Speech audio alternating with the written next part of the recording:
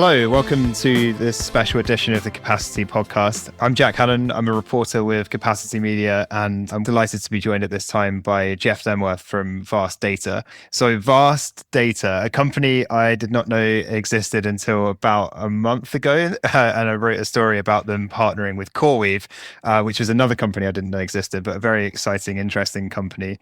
And since writing that story, I've also kind of followed Vast's journey and equally as interested by them. So very excited to have Jeff with me. There was also another recent announcement of another partnership beyond the CoreWeave one with Lambda that I'm hoping we can chat about later.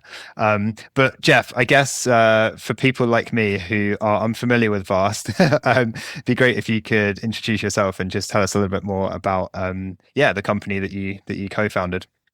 Sure. Thanks, Jack.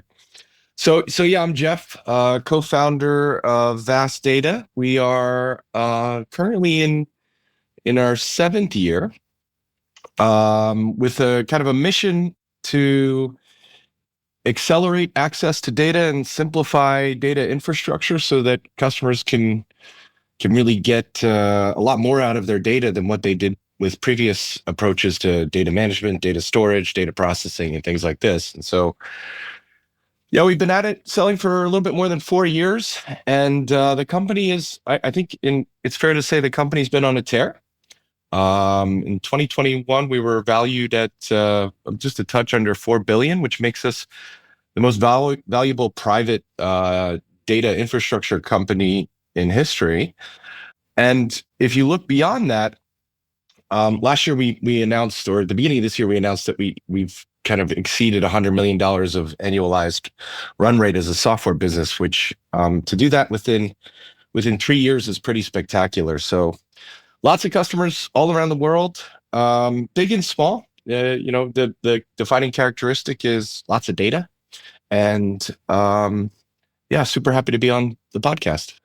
Yeah, maybe let's start there with some of those customers. And, you mentioned kind of accelerating access to data being kind of like, I guess, core to the Vast Data mission. What does that mean for some of your customers? Like what's in it for them? Like what are they not doing that they could be doing with Vast, or what's kind of stood in their way before you guys came along?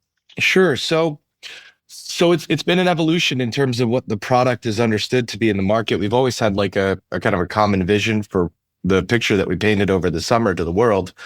And we've just kind of like been incrementally building out this platform. And so, when we started, we introduced this platform as a storage system. And the distinguishing characteristics were, really we're all about breaking trade-offs. If you think about like storage infrastructure for the last, 20 or 30 years, everybody kind of always has this trade-off that you have to wrestle with as you think about managing data. You put your high performance data on some really expensive storage systems. You put your, kind of like low performance, light access data on archival infrastructure. You fast forward to 2023, everybody's talking about things like deep learning and AI. It turns out that these algorithms and these models get more accurate as you expose them to more and more data on a repeated basis. So turns out that old tiered data management model doesn't apply anymore.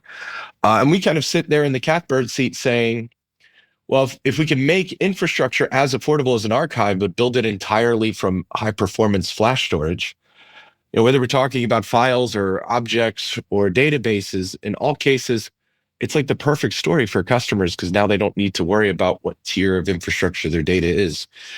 And then the second consideration is scale. Like if you're going for broke and telling customers you can put all your data on one thing, needs to scale in a way that is reliable and has all the enterprise features and kind of like capabilities that you would expect from a system that's ultimately the vessel for the most important stuff within an organization, which is their kind of critical data assets. So that's been the story. Now, deep learning is really taken off this year. That doesn't really sound like a revolutionary statement when I say it, But yeah, everybody's talking about ChatGPT and what have you. And it turns out that we've been really well positioned for this market event. And now we've got customers all around the world that are training new models and doing inference on vast infrastructure. And that seems to be growing at just an exponential pace. yeah, as you said, it's about kind of you want to be able to feed these models on as much data as possible, and I suppose it's just like bringing it all together so that it's easily accessible and not. Yeah, it's, I guess if you think about it as like a library, like rather than having to go to like 10 different bookshops, get all of the stuff that you need to learn about a topic. If you go to the library, it's all there, it's all in one place, much easier to do things, right? No, it's like the Matrix. You get like the thing jacked in the back of your head, and all of a sudden you know kung fu in a matter of a few seconds. Yeah, wicked. So what's the story behind Vast kind of being set up? As I said, you're one of the co-founders. Yeah. Where did the idea for the company come from? Has this always been kind of like the vision, like anticipating this AI boom, or have things evolved in the past kind of 7 years or so? So the kind of the foundational pitch deck for the early investors, there was a last slide of that deck that talked about building a thinking machine. And we'd always kind of been watching deep learning, and we've been we studied companies like Uber and Facebook, Google. There was only a few people that were doing like hardcore AI research back in those days. Turns out Vast was founded about within 10 days of the founding of OpenAI. But it would have been kind of like, I think, really irresponsible to introduce a company into the market in 2018 with the focus on large scale AI research or application of AI, just because nobody was doing it, right? So we started just by selling infrastructure for legacy applications, just kind of waiting for this event. We didn't know when it would happen. Like nobody would have predicted ChatGPT, but when it did hit, we were just like sitting there with a big catcher's mitt, waiting for the opportunity. Who's we? Where did this idea come from? Who is your co-founders alongside you? Yeah, I think Renan, our CEO, largely gets credit for the idea. We've got a few architects that we partnered with in the early days, people like Alon and Asaf that are very, very smart people and helped contribute to the concept. But it's really Renan's brainchild. He had this vision for a system that wasn't storage, it wasn't a database, it was kind of a combination of the two. A system that was a computer that you could scale to data center scale proportions. And so he's a really smart guy. He's a pleasure to work with. I didn't even know him. We just called each other kind of out of the blue. Really? I was about to ask how you guys met. So what happened there? He worked at a company previously with one of my former bosses. And so, he's starting up Vast and he's got this idea. He calls this guy, Josh, and says, okay, we're getting the band back together. And Josh is like, no, I made enough money on my last one. I'm good. Call Jeff. And then I got the call. So my specialization is go to market. I help with things like marketing and product management and sales. Okay, cool. That makes sense. So other than Renan coming in so I guess giving you a call, starting this up, who else is part of like a core member of the team? Yeah, there's I think a few other people. We're now a team of 700, and I half want to like name everybody because we're all really kind of moving forward as a big team. But Shahar is a gentleman that's in Israel who runs our R&D team. He's another co-founder. And then Mike Wing is our president. He was formerly from EMC, and he runs the sales organization. And I think it's kind of the core early management team. And of us, only Mike and Renan worked together previously. Everybody just kind of came together and made this weird brew. It turns out it turns out it worked. Do you say you're up to 700 people now? Yeah, plus or minus. I don't know what the exact number is, but that's pretty sizable scale up. So other than hiring like 695 people, what else has changed since 2015? It's pretty much everything, but I think the customer velocity now, we kind of knew what we wanted to do when we were waiting for the market to come to us. And the customer velocity now is what we had hoped for. So we're picking up, like you mentioned earlier, CoreWeave.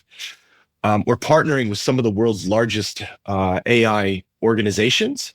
And these people are building out massively large infrastructure, like, to the dimensions that people would have only otherwise associated the biggest public cloud service providers to be building at.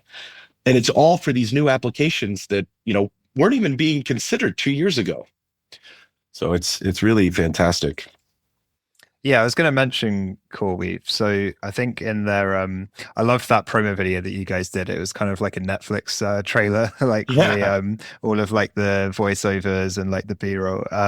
But there's a thing right at the beginning of that. I forget exactly who it is from CoreWeave, but someone says like when we first Vast, you guys approached CoreWeave in like 2019, and they told you no, and then they're like, oh, we were so wrong. But why don't you tell us a little bit about like the CoreWeave partnership and starting back from then, starting from like 2019 when you first had the conversation with them and how that's led us to where we are today?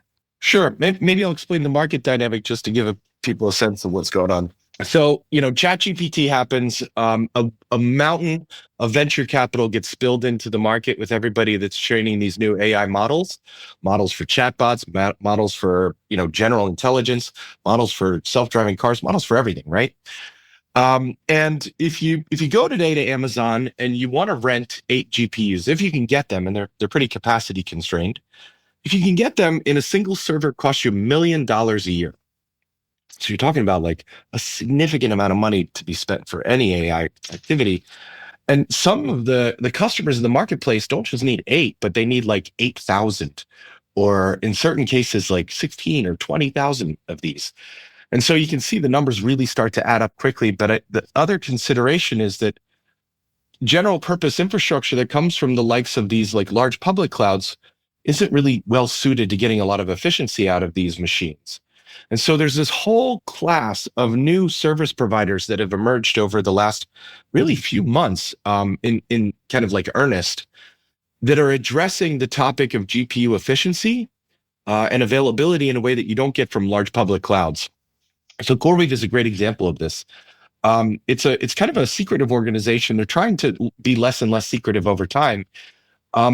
But nobody had ever heard of them, and they have made some really significant partnerships with organizations like NVIDIA and with Microsoft. And what they're doing is they're building some of the world's largest data centers, right? Capacity, things in terms of like infrastructure terms. They're building single data centers that have like 50 megawatts of power, right? And they may have 10 or 15 of these in the build plan that they announced, right? So you're talking about hundreds of megawatts of power all sitting there on very, very specialized AI clusters that they're building that are designed to get the most efficiency out of these GPUs. So they're servicing the needs of some of the biggest model building, or I should say model training projects right now.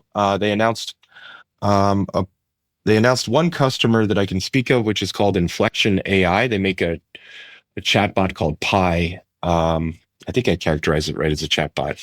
This is a company that's invested in by like Bill Gates and Eric Schmidt from Google and Reid Hoffman from LinkedIn. I don't even think they have 100 people, but they're using 22,000 GPUs at CoreWeave, which, the investment there is more than the GDP of Micronesia. It's crazy. So, and that's just one of their customers, and it gives you a flavor of how these guys are operating. And the really crazy thing is that we're in the very beginnings of this moment where, people are realizing now that these models are intelligent enough, let's go apply them to both commercial, retail, and business application. Right. And so the next wave of this becomes something called inference, where the models go and infer on what's happening in the world. Right.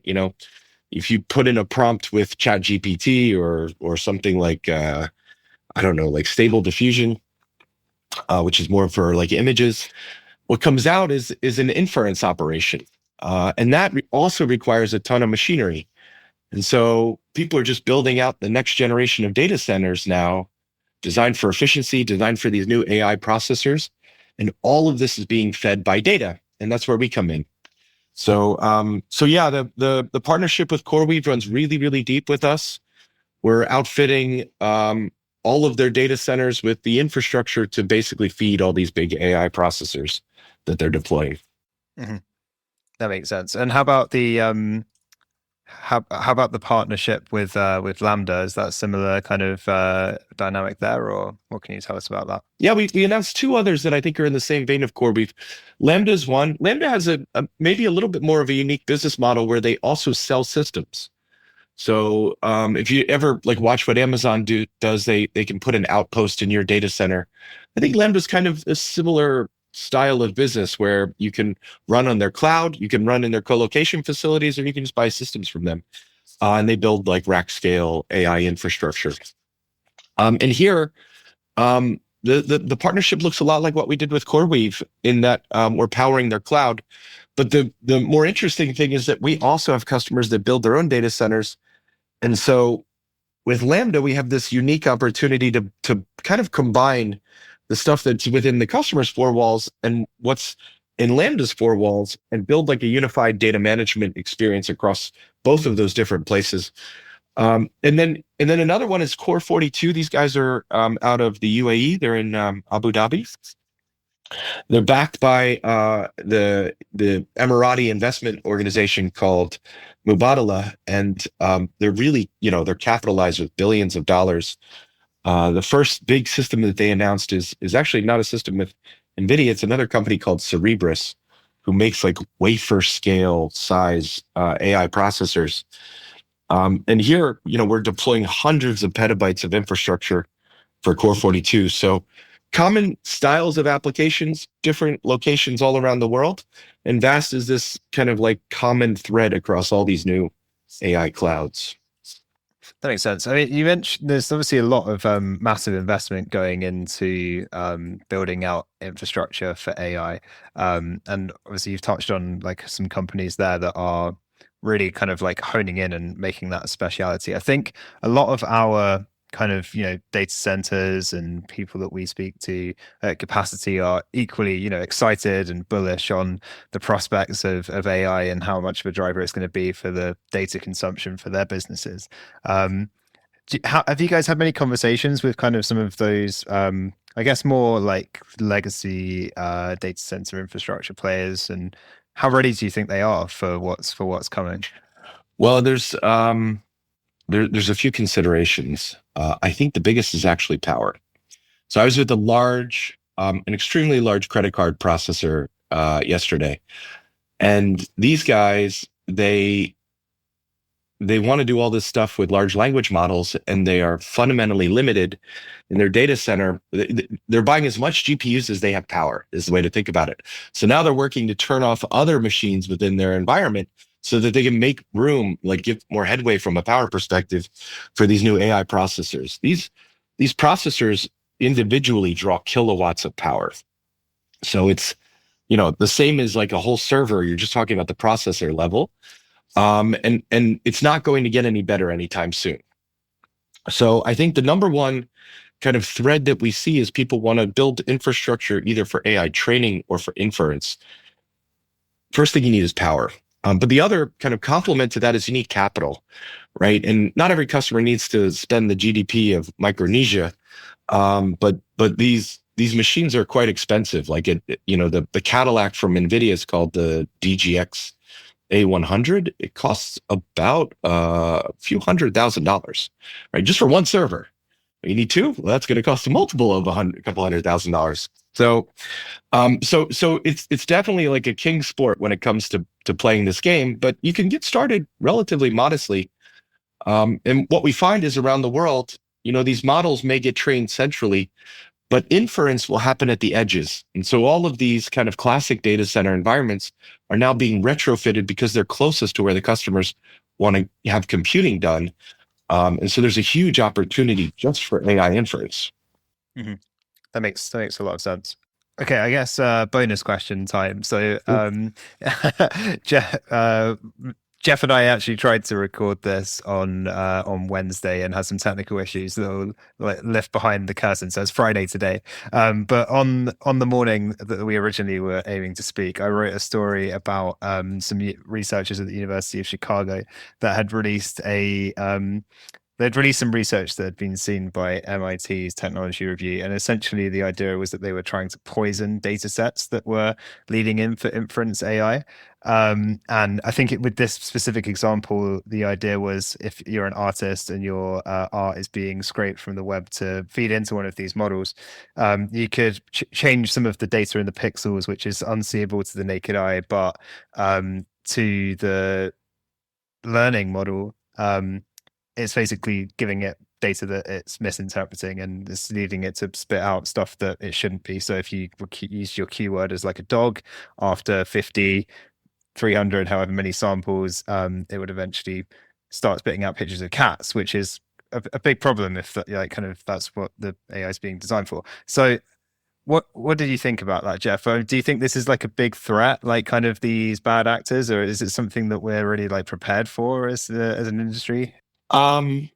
This problem's been going on for some time. You see people like Sarah Silverman just sued, I forget who it was, maybe like Google, or maybe it was Meta, but they got sued just because their likeness was used for a training operation. And so it's like, okay, everything that you're doing going forward has some element of me, so I want some royalties. And the artist problem in particular is really difficult, but my thinking is always, art is always inspired. So in some sense, there's a little bit of hypocrisy here because nobody, like, if you're a painter, you've kind of probably studied painting before you started writing something. So you've already had yourself been influenced. But okay, so people don't like these AI robots because maybe it puts you out of business. It's definitely a challenge, but I think most of the serious AI research organizations already understand the liabilities and the risks, and they have to do things like prove that everything that they've trained their data on, all the data that they've trained on, they have the rights to use that data. So I think a lot of these like poisoning concepts are for people that are doing unsanctioned training operations. And it's not, you probably can't sue those organizations anyway because they don't have money. Right. Okay. Because so they seem to think that there's not real any transparency around it. So how do you kind of hold people accountable in terms of what data they're using to train the models? Who's looking at that? Oh, you have regulations, right? And you have to provide like proof of custody. So the models that are getting deployed as services in the likes of like Amazon and GCP, Google Cloud Platform, Azure, the people that sell these models have to like sign statements, legal documents that confirm that they're using only data that they have access to. And so in these cases, I don't think that they have to worry about poisoning because they're working really hard to curate the data sets that they train on, and two, they inspect everything. So they're going to know if their cat model becomes too doggish before it actually gets released out to the world. Right. Okay. That makes sense. I mean, definitely, I think there's an interesting one to watch and be keen to get more people's thoughts on it. But as a mere kind of bystander myself, I don't really feel equipped to continue arguing with you. Well, I think we're kind of wrapping up for time. So, Jeff, thank you so much for joining us. Been great to chat with you. Just tell people where they can find out more about Vast if they're so inclined after listening to this podcast. Yeah, sure. Thanks, Jack. So we're at vastdata.com. Easy peasy. Easy, nice and easy. Right. Well, yeah, check out Vast, check out more Capacity podcasts wherever you're listening to this one. And we'll see you soon for another edition.